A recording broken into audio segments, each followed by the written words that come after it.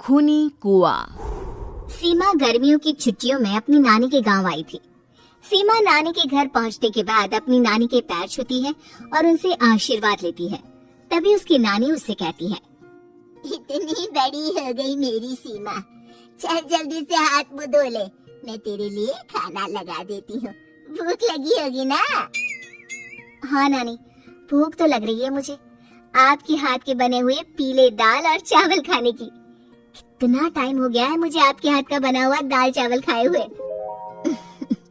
तू तो नौकरी में व्यस्त थी, तो तुझे कहाँ से टाइम मिलेगा अपनी नानी के लिए? और जब इतने टाइम बाद आई है तो ज्यादा टाइम के लिए रुक कर जाएगी तू।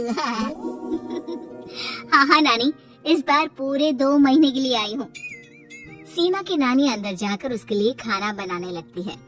सीमा कमरे में अकेली होती है, तभी उसे किसी औरत के रोने की आवाज सुनाई देती है।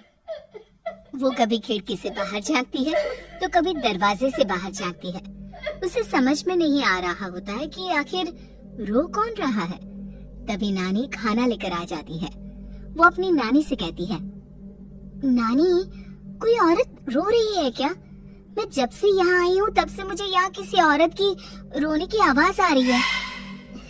हे भगवान, कहीं ये वही तो नहीं? बोलो ना नानी। अरे कोई नहीं रो रहा, ये तेरे मन का वहम है। और तू ना अब खाना खा ले, ज्यादा यहाँ वहाँ की बातों में ध्यान मत दिया कर। जल्दी से खाना खा और फिर मेरे साथ आ जा मेरे कमरे में, दोनों बैठकर खूब सारी बातें करेंगे। ऐसे ही अगले दिन सीमा अपनी नानी के साथ गांव के बाजार जा रही होती है। उसी रास्ते में फिर से किसी औरत के रोने की आवाज आती है। वो अपनी नानी से कहती है, अरे नानी, क्या सच में तुम्हें अभी भी किसी औरत के रोने की आवाज नहीं सुनाई दे रही? मुझे किसी औरत की बहुत बुरी तरीके से रोने और चीखने की आवाजें आ रही है। मैं बहुत परेशान हूँ नानी, आखिर ये कौन है? मुझे लगता है कि सीमा को शहर भेज देना चाहिए, यहाँ रहना उसके लिए ठीक नहीं। नानी बोलो ना, आप चुप क्यों हो जाती हो? सीमा, तू घर चल, मुझे तुझसे बहुत जरूरी बात करनी है। नानी सीमा को घर ले आती है और सीमा से कहती है, सीमा, कल सुबह तू शहर वापस चली जाएगी। अरे अचानक? आखिर क्या बात है नानी, आप मुझे ऐसे जाने को क्यों कह रही हो? मैं बस जो कह रही हूँ उस पर ध्यान दे। तू कल सुबह यहाँ से चली जाएगी, और ये बात मैं कोई मजाक में नहीं बोल रही। तू कल जाएगी तो मतलब जाएगी। अरे नानी, चली जाऊंगी मैं, ठीक है, पर आखिर बात क्या है ये तो बता दो। मम्मी से कोई बात हुई है या फिर मुझसे कोई गलती हुई है जो तुम मुझे अचानक से जाने के लिए बोल रही हो? देख सीमा, रात बहुत हो चुकी है और मुझे इस बारे में कोई बात नहीं करनी। चल, अब चल के मेरे साथ सो जा। सुबह की बस पकड़कर तुझे शहर भी तो जाना है। सीमा को अपनी नानी का ऐसा व्यवहार देखकर बहुत ही अजीब लगता है। उसे कुछ समझ में नहीं आ रहा होता है कि आखिर उसकी नानी उसे अचानक से गांव छोड़कर जाने के लिए क्यों कह रही है।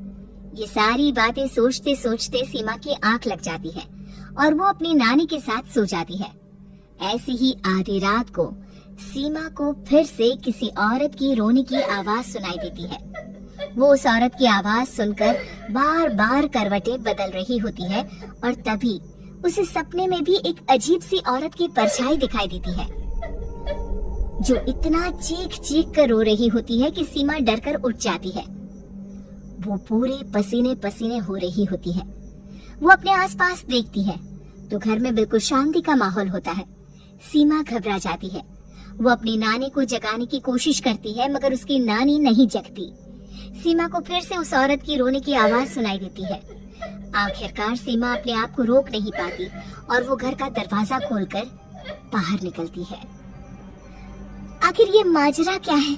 आज तो मैं पता करके रहूंगी।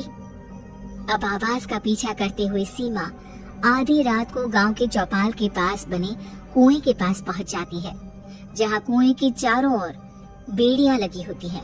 उन बेड़ियों में लगे हुए ताले के साथ एक लाल रंग का कपड़ा और माता रानी का कलावा बंधा होता है। उस कुएं में से सीमा को किसी के रोने की आवाज आती है। सीमा परेशान हो जाती है। इस कुएं में कौन है? कौन है यहाँ? सुनो, कौन है? कौन रो रहा है? वो चिल्ला चिल्ला कर पूछती है और साथ ही लोगों को जगाने की कोशिश करती है, मगर किसी को भी उसकी आवाज सुनाई नहीं देती। अब सीमा खुद उस कुएं के पास की बेड़ियों और तालों को खोलने की कोशिश करती है और किसी तरह कुछ देर की मशक्कत के बाद सीमा उसको खोल भी देती है। और जैसे ही वो कुआं खोलकर उसके अंदर झांकती है, सीमा उस कुएं में गिर जाती है। इतने में उसकी नानी की नींद भी खुल जाती है और सीमा को पास ना देखकर नानी परेशान हो जाती है।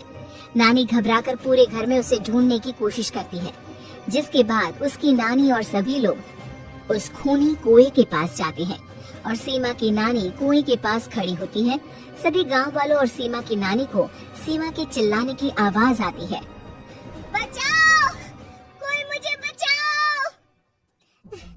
मेरी बच्ची, हम आ गए, हम तुझे बचा लेंगे। नानी, मुझे यहाँ बहुत डर लग रहा है। यहाँ इंसान की कटी हुई मुंडिया, हाथ, पैर और कंकाल है और खून भी है। नानी, मुझे डर लग रहा है। आप सब मेरी मदद कीजिए, नहीं तो ये खूनी कुआं मेरी बच्ची को भी खा जाएगा। अरे मुझे तो ये समझ में नहीं आ रहा कि आखिर इस खूनी कुएं को खोला किसने। सालों पहले इसको इतनी मुश्किलों के बाद तांत्रिक बाबा ने बंद किया था। अरे पूरा गांव खूनी कुएं के बारे में अच्छे से जानता है, तो कोई भी जानबूझकर तो ऐसा करेगा नहीं। मतलब किसी ने अनजाने में इसे खोल दिया है भैया। सीमा को इस बारे में मालूम नहीं था और जब से वो यहाँ आई थी तभी से उसे किसी औरत के रोने की आवाजें भी सुनाई दे रही थी। कहीं सीमा ने ही तो उसे नहीं खोला।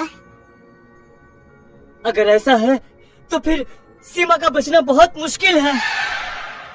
वही कुएं के अंदर सीमा रोते हुए बैठी होती है कि उसे आवाज सुनाई देती है जो कुएं के बाहर खड़े गांव वालों में से किसी को सुनाई नहीं देता।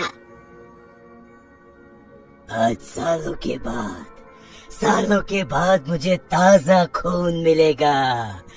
तेरा खून पीकर आज मैं अपनी प्यास बुझाऊंगा।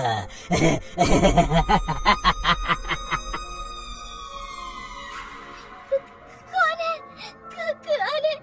मत मारो प्लीज, मुझे जाने दो प्लीज। मैंने किसी का क्या बिगाड़ा है? वो तुझे मरने के बाद पता चल ही जाएगा। जितने भी गांव वाले और सीमा की नानी कुछ सोच पाती, उतने में उन्हें सीमा के चिल्लाने की आवाज आती है और अगले ही पल सब शांत हो जाता है। क्या हुआ? सीमा, मेरी बेटी।